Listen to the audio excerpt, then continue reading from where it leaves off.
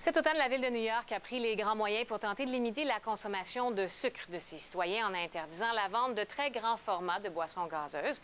Pendant ce temps, chez nous, la coalition Poids continue de militer en faveur de l'imposition d'une redevance sur ces boissons. Or, l'Institut économique de Montréal affirme dans une note qu'une telle mesure serait inefficace pour protéger la santé publique des risques d'obésité. On va en parler avec le vice-président de l'Institut économique de Montréal, Jasmin Guénette. Bonjour, M. Guénette. Bonjour. Donc, comment vous en venez à cette conclusion que finalement, de taxer, qu'on parle de taxe ou de redevance, d'une mesure comme celle-là, ce serait inefficace?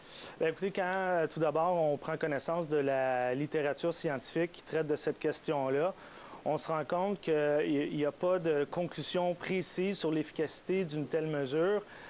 Et au mieux, on parle d'effets négligeables des taxes ajoutées sur les boissons gazeuses.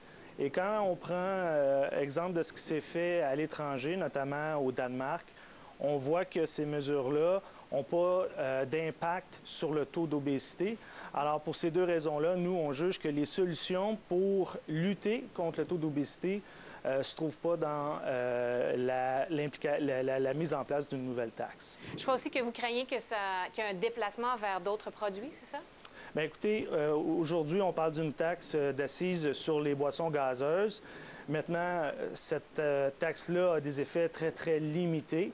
Depuis le début des années 2000, les gens consomment 32 % de moins de boissons gazeuses. Donc, on se rend compte que déjà les habitudes alimentaires ont changé. Alors, si on va vers une taxe qui englobe plus de produits, donc les boissons sucrées, bien là, la problématique, c'est de taxer en fait des produits qui sont bons pour la santé. On parle de jus de canneberge, par exemple, ou de lait au chocolat. Alors, ce n'est pas la mesure à adopter si on veut vraiment lutter efficacement contre le taux d'obésité. Mais selon la coalition Poids, les boissons sucrées sont la seule pratique alimentaire qui est constamment associée au surpoids, surtout chez les enfants. Donc, quelle est la solution? Parce que je sais que dans l'étude, on dit beaucoup que si on n'achète pas la boisson gazeuse qui coûte trop cher, on va se tourner vers un café, par exemple, avec plus de sucre ou des produits comme ceux-là, mais qui sont moins accessibles pour les enfants.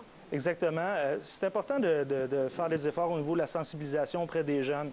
Par exemple, en milieu scolaire, favoriser des habitudes alimentaires qui sont saines.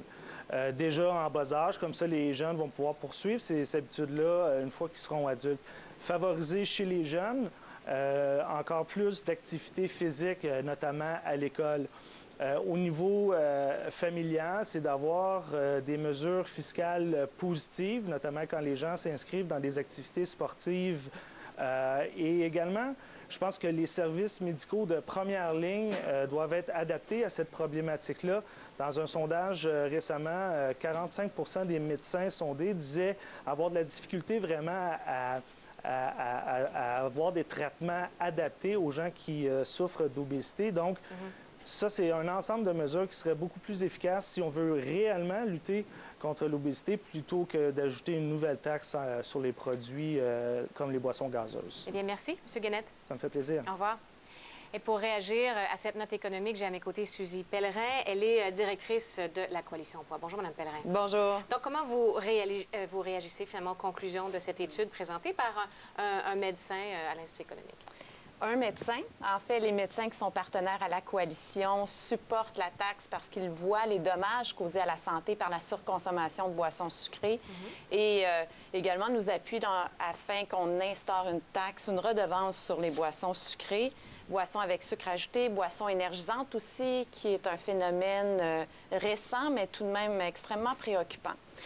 Mais dans le fond, ce qu'on dit dans cette étude-là, c'est que si on taxe la boisson gazeuse ou l'eau sucrée ou tout produit sucré de cette nature-là, la personne qui est accro au sucre, elle va se tourner vers le morceau de gâteau, vers le café avec plus de sucre dedans.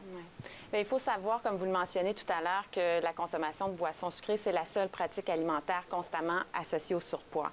Tandis que si on mange un gâteau, par exemple, aux carottes, bien, à ce moment-là, minimalement, on aura un sentiment de satiété, alors que les boissons sucrées sont des calories vides, des calories liquides qui s'ajoutent finalement au régime journalier.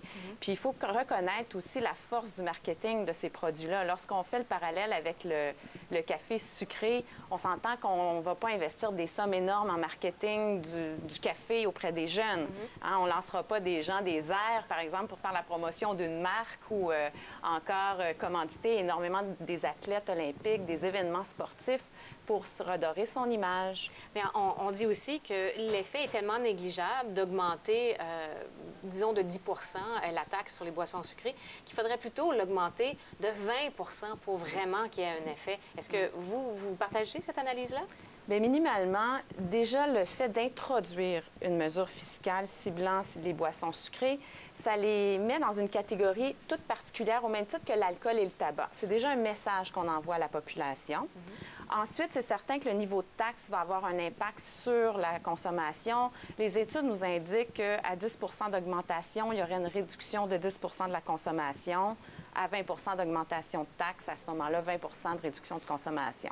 Je pense qu'on ne cite pas les mêmes études parce que c'est... Bien non, oui, moi je cite Yale, l'OMS, l'OCDE. Donc, on a fait vraiment une recension là, de la littérature. On n'a pas choisi la littérature qui faisait notre affaire, c'est certain. L'autre élément aussi par rapport à la consommation, il faut savoir que les fonds qui seront amassés, actuellement, le gouvernement du Québec est dans une situation difficile. Les urgences débordent, les listes d'attente pour les chirurgies, on en entend parler à chaque jour. Donc, le fait d'avoir, à ce moment-là, de faire payer une industrie qui cause des dommages à la santé et utiliser ces fonds-là pour les investir en prévention, bien, c'est gagnant. Puis la population, c'est 77 de la population qui appuierait une telle mesure. C'est 1,5 milliard que ça coûte au gouvernement québécois, c'est ça? Les coûts de l'obésité? C'était en 1999. Alors, on peut s'attendre à ce que ce soit pas mal plus aujourd'hui. Ouais. Madame Pellerin, merci beaucoup pour cette réaction. Merci à vous. Au revoir. Au revoir.